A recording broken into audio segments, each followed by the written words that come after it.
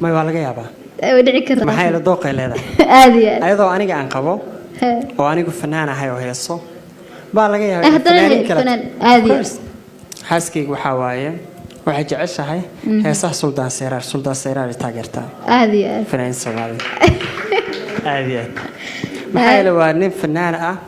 وفنان قالي السوبر ستار عادي أنا يحتوى إن شاء الله هاي هسيسة لكن أيضا مركل فرحية أهان مركل هذا وتاجر وين ولي وأنا لو أجيه أنا لو أجيه ندرنا له وأجيه أصلا عادي سلطان سيرار وأجيه عندك وأجيه أنا تاجرت عادي متشرتها هيس كتش عشان سلطان سيرار هسيس وأتكو عرفت أنت بدني يضو عمل إيه السنة والله أنت أقول بدن هيسها وصوص صار أيضا واتوق هذا وجعشها هيس والبو سلطان صوص صار وجعش والله أساس بقارك وجعشها أساس اللي هو سؤال مقتنع هيسها والسلطان سيرار صوص صاروا وجعشها ويدك يستا وأنا أمين سنتها وفنان وجعشها واي لكن ومركي هيس لaba heesaan ay dhageysata inta ugu badan oo maqlaa mid waa mar hadaadan ila joogin noloshuba macaan male illa waad ka maqantay magaaladu iftiin male mid waa taas midna waa xamar bila xariirta la daawadiyo iftiinkii xamar bila akasa عادي marka anaga waxa xariirta la daawado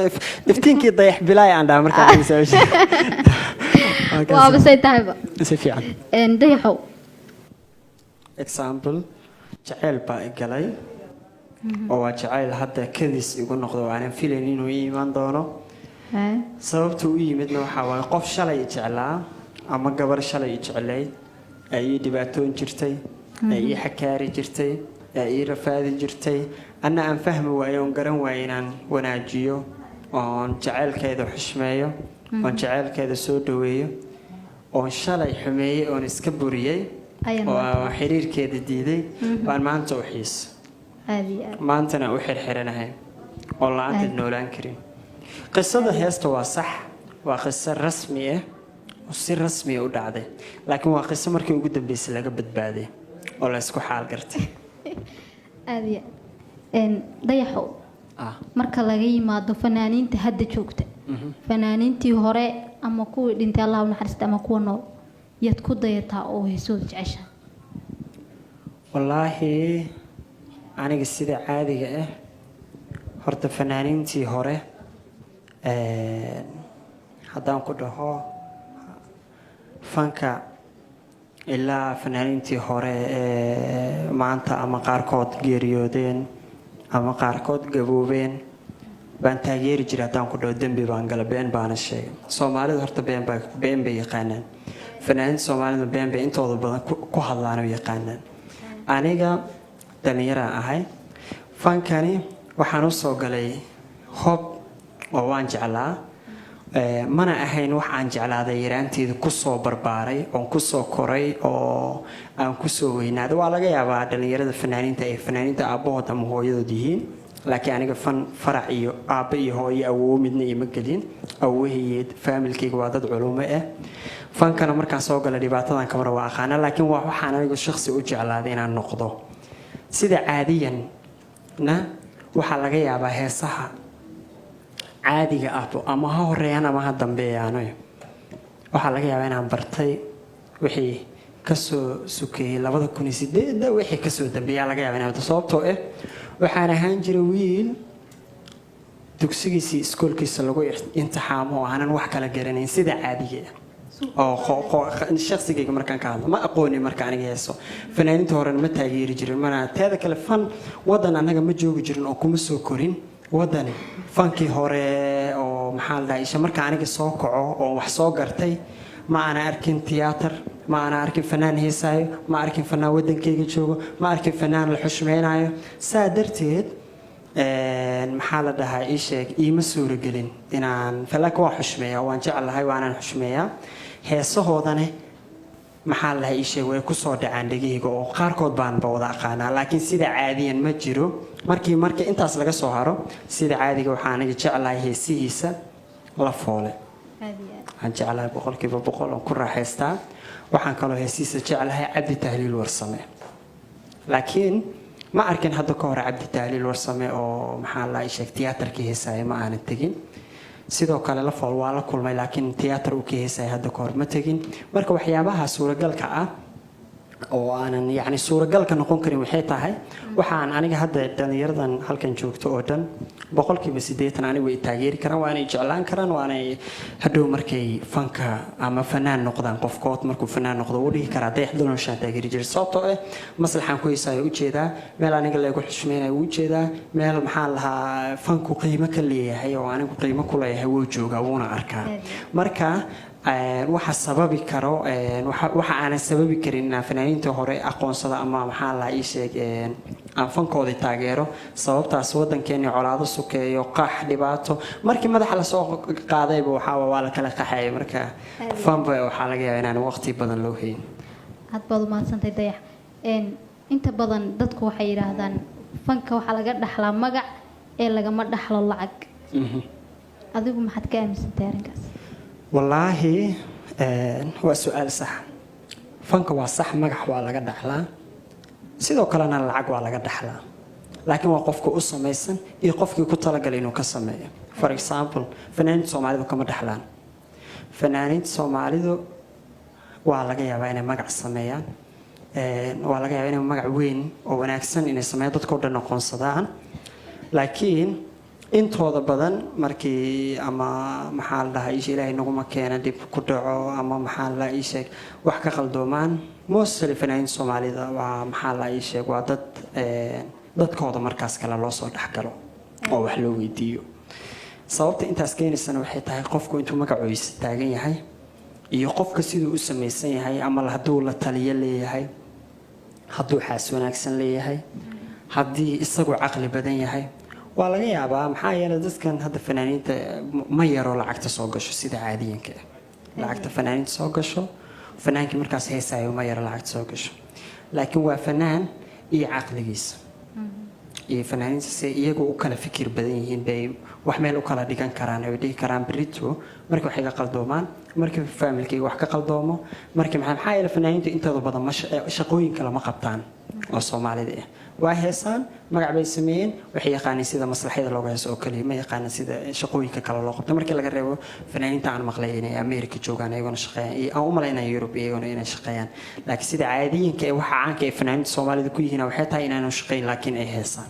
marka intaas ay heesayaan oo xaraaradu heeso oo laga loo sacbinayo oo maxaa la ii sheegeen la leeyahay hebel intooda badan haddana dibka ugu weyn oo jiro oo halkaasi waxaasi sababi karo ana hadda ku sheegayo waxa ugu weyn oo sababi karo fanaaniinta Soomaalida boqolkiiba 99 iyo bar waa dad balwad leh balwada isticmaalaan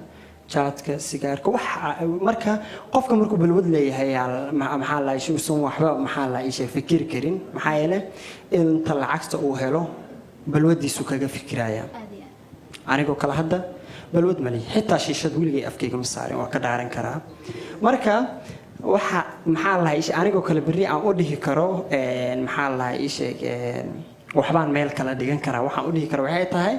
balwad mali maxaa yeelay fankan waxa aan lacag helo waxa laga yaabaa danahayga gaarka inaan ku dhameysto inta kalena haddii inay culays ugu noqoto laga yaabaa meel iska dhigo marka waa kaas dayaxow ma jira caqabado aad kala kulantay fanka markaad soo galaysay ama haddadan aad ku guda jirtid wallaahi horta way jiraan caqabado aan kala kulmay waxay tahay aniga waalidkay walaalahay arin waxay ahayd ugu ku ah in aniga fanaan noqdo waxay arin la yaab leh oo ceeb ah oo familka kii ugu dambeeyay awoowe ayeeyo ilaa kii ugu yaraa oo walaalka ahaa waxay ku noqotay arin zaaid udub oo fool xun in fanaan noqdo sida caadiyinkana hadda fanka hadda dhalinyaradeenna horta fiiriya hadda dhalinyaradeenna ahaan baa fanki jeclaatay laakiin 5 sano ka hor fanka waxa laga aaminsanaa waa la yaqaanay oo fanka qalad zaa'ida laga aaminsanaa marka eedeynta ugu weyn waxay dul fuulayso hooyadeen oo qofkii soo wacday see fanaan ma waalatay maxaa cunuga hal xiro waa qaar waxay yiraahdeen hal xiro qaar waxay dhaheen because aniga marka xoogaha waana da'deeda xoogaha saan aaday uga yareed oo hadda wixii 4 sano ka hor da'deeda si fiican zaid uga yareed intan marka qaar waxay yiraahdeen hal xiro qaar waxay yiraahdeen hal garaaco ul darteed ha uga haro fanka qof bumelo uu sameeyay qaar waxay yiraahdeen hal quraan saar qofka oo qof waa shay ma fiyo والله عير قار وسحرين قف كان قف يوم ما سيفنا ونقول كريم حايلة أنا فاميل كينا وحكوا عسوية حدنا أنا هو يدي حاجة فانتاستيك إسكاه أو إستدا قف إسكا فرفرن أو كفتن بدنا أيضا مركو حني جري هو هي وحن روينا فينا نقطة بس أنت سايف في السهلة وحن عدك حن عدك هاي في الحمد يسان كنا ولا لا سي أبي فنان ياكل دقيسنا مركز حني جري هو يجوب حدنا فنان نقطة وأنا هي السوق هذا حدوا ما لهذا محفنا ونقطة maxaan horta ku dhahay maxaa iska daaya waxa afnaan noqon karta cod ma madiid ito saybar kadib dir codkaaga horta bala arkay tus jaaniska marka ugu horeeyay oon helay oo kaga faa'iideysto waxa waaye codki intaan tusay aan waliba muuqaal tusay muuqaalkina muuqaal YouTube ku jiro ha ninka baa hooyo mar way xanaaqdaa markii carada isku badata marka waxaan dhahay adaa fanaan noqoy dhaado sababtoo adaa codkaaga tus yiraahday haddana fanaanka waa noqday wassalaamu calaykum marka marxalado badan dhibaatooyin badan wax isku dayo badan oo iga yimid maxaa la isha familka gudihiisa markii dambe waxaa la isku raacay waxaa la yiri ninkan ka haraadiyay waa ka haraan dhahay ma waxay waa xanuunsada marka fanaanka noqday zaida waa xanuunsada marka waxaa quraan la isaal waxaa la yiri ka maxaa la isha iska daa waxaan fanka sababtoo ee already marka saa oo zaida waa xanuunsada weligaas aan xanuunsanay marka jooji hadana xoogaha waa soo baxdin nabraha la yiraahdaa zaid hadana korkii iga batay marka jiradii weyneed ka soo kacay marka waxa leeyahay waxaan waa dadkii oo dhan afka kugu qabteen marka iska daaliir waxaan wax wanaagsan inay waa aragtimo aha waa hees Soomaa codkaaga waa dhimismo habeen iska fariis iska joog hay okay markaan wax badan intaanan joogin wixiina waa ii macaadeen oo maxaa yeelay waxaan arkay aniga adduunka dadka waxaan ahaa dabiicadeeda ka sameysnaan jirtay oo inay caan ka noqdaan jecel for example markaan mar hadda dhibaan ku qabo horta been sheegay waa ka gungaaray sababtoo hadda waxaan dhib aniga laba waa jeclahay midna waa necbaa midna waa jeclahay midaan jeclahay waxa waaye adduunka waxaan jeclahay inaan lagu eego inaan lugeeyo oo maanta dhan aan socdo oo maanta dhan meel kasta wareego badda inaan kaligay soo aado intaan gaari ama mooto soo qaadan lahaa waxaan jeclahay inaan iska soo baxo iska soo lugeeyo taas horta waa gabay ilaa aan sokor igu dhicin aan taagana sababtoo ah ma lugeyn karo taas dhibaatadaas waa igu dhacday koow labo inaan markaan wadada maraayo marka waxyaabaha aan jeclaan ku sheega waxaan jeclaa waxay markaan caan ka noqdo markaan wadada maraayo hay dayax ha fiicanta alxamdulillah ilaa dhaw oo dadka markaa magaalada maraayo oo aan noqdo waaw war waa lagu yaqaan dad ku salaamay inaan dhaw intaas aan caanimada biska doonaay laakiin hadda waxa waaye inta baxdo wadadan inta qabato ma gooyin kartid waxaa yeelay waxaa laga rabaa qancin wiilaa ku arkay gabaraa ku arkayso qof kasta inaa sawir la gasho qof kasta inaa qancisid maxaa yeelay aniga qof aan taageer maanta doo iga soo horbaxo waa kala la cashuumaa inaan aniga dayaxa xataa laga yaabo qof aan taageero marka arko inaan ka foqo ma laga yaabo waxaan jeclahay inaan qofkaas ama sawir la galo ama xasuus ka reebto ama aniga horta waa dadka kale horta waxaa laga yaabaa dadkeenan inay kala ham yihiin inay kala dooq yihiin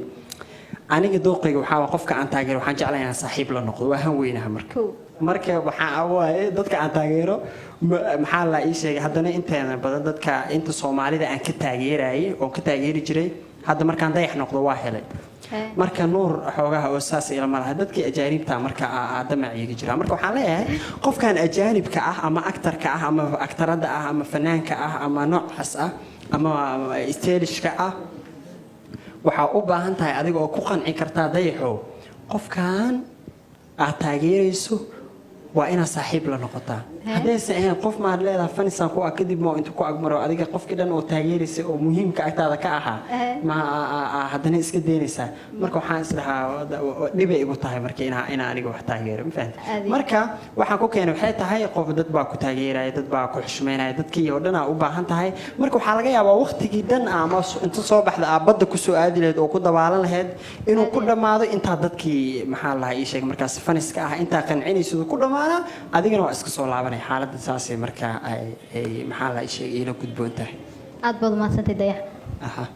waa tahay daawadayaal weli waxaynu bartan kaga sii jirnaa barnaamijkeennii fanka iyo suugaanta howlkan quruxda badan arkaysaan waa Ocean View barnaamijkana waxaa ka daawanaysaan telefishinka Soomaali Cable xaruntiisa dhexe magaalada Muqdisho waxaa barnaamijka martii inoogu ahaa idinma sheegay dayax dal nurshe boqorka codka aad baa mahadsan boqorka codka waa ku dimbaawday fanaan dayax dal nurshe boqorka isteelka badana waaye xitaa boqorka isteelka lama dhigar sababtoo waxaa jiraan fanaaniin iga style quruxsan waxaa jiraan fanaaniin iga cod macaan xitaa haddaan anigu style quruxsanahay haddaan cod macaanahay ma jecli inaan isku tilma aniga in agteeda ku dhaho aniga horta maanta xoogaa waa dadka xishoodka badan ahaa inaan magaaladii lagu amaaro waa jeclaa laakiin horteeda xoogaa aad oo mahadsan tahay dayax